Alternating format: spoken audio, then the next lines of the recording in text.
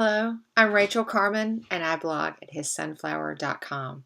This week, we're going to continue the series that I started 2 weeks ago entitled Early On, where I'm going back to the beginning of our homeschool journey and looking at some of our favorite things that we used in the early days of our homeschooling journey. We have 7 children, and we're just finishing up our 17th year. So I have lots of things that I've tried that I haven't liked, and many things that I've tried that I've just loved.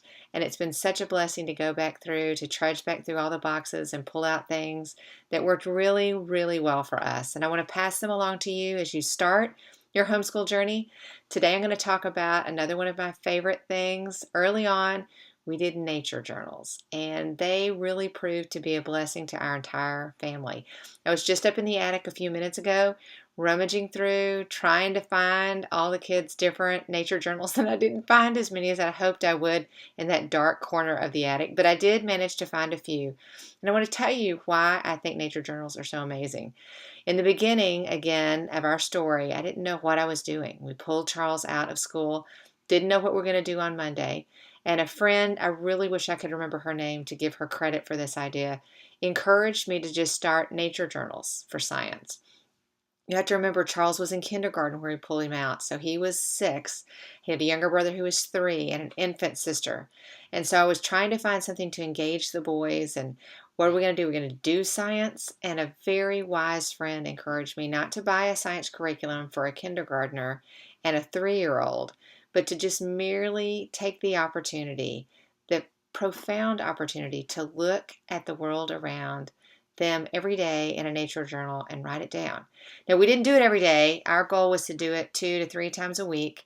And what we would do is we would take our journals, and I'm going to show you what they look like in just a minute, and we would go out into nature and just observe. Because one of the things that I learned is the best scientists make good observations. But they don't just do that when they become a scientist in high school. They have to start doing it when they're little. And when they're young, there's a lot of things that they see that they could lose the ability to actually see if we don't tap into it when they're young. And so several things about the nature journals that I loved. One was it taught the kids how to observe. So when we would look at raindrops, I would say, how big are the raindrops? Are they as big as your thumb? Are they as big as a peanut? Or are small and teeny tiny as just an English pea? And just to make those comparative observations in nature, I believe was very powerful. Also, something else is it's a great opportunity for your kids to be wowed by God. That's the glory of science when your kids are young. Everything's amazing. The rain falling out of the sky, the spider's web on your front porch, the rainbow, the clouds, the pollen this time of year is interesting to them. It's aggravating to us, but it's interesting to them. And to get them to explore and to think about and to write about those things is a glorious thing. The next thing is it was a great way to get your kids or my kids to progress from dictating to me what they saw to progress to actually writing down themselves what they saw. I actually pulled a notebooking journal from my second oldest son, and I was going to look at the date. Okay, so Anderson was born in 1993, and the date on this journal is 1998. That's when he started. So he would have just been 5 years old when he started this nature journal. And I don't know how many pages it has in it, but I actually have journal entries in here through 2006, which is really amazing because during that period of time we moved twice. I'm just thrilled that the whole thing's full. But he was just standing here with me just a minute ago, just looking through some of the things that he wrote and some of the pictures that he drew. And it's really incredible, the progression. Clearly early on, Anderson was looking at things and I was writing it down for him. And I can even just hear myself asking him questions as he's dictating to me. But here, let me read the first entry for Anderson. Again, when he was 5, it says, "The caterpillars are having fun playing and eating parsley. There are 2 black with orange stripes, and there are 5 green with black stripes and yellow spots. And there are 2 chrysalises. They look so cute." So here is Anderson's nature journal page. This is where he's dictated to me. And this is his picture that he drew, which should give hope to every one of you. Anderson is now going to be going to art school in the fall. So this is truly humble beginnings. So then we can progress over here where Anderson started actually writing in cursive. Here we go. One of our favorite pets of all time is the praying mantis. If you've never had a praying mantis as a pet, they make great pets. They're very low maintenance and they're fun to watch eat and to feed and to walk on your hands. Are great pets. So here he writes September 2002, so he was 9 at the time. I had a praying mantis for a week and a half, and my brother Charles had to let him go. He was cool. I love mantis. And so here he's experimenting. He's now writing it himself. He's writing in cursive. And then here's his drawing. You can even see improvement in the drawing.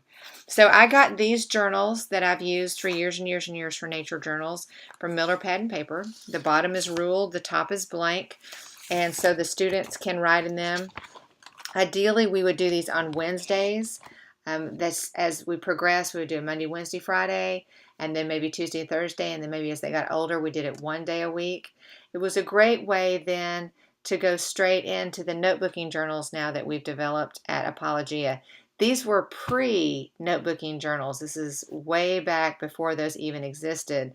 This is what we did for science. And it was a great tool for us that really blessed us through the year. And what a great scrapbook for my kids to have now as they're older.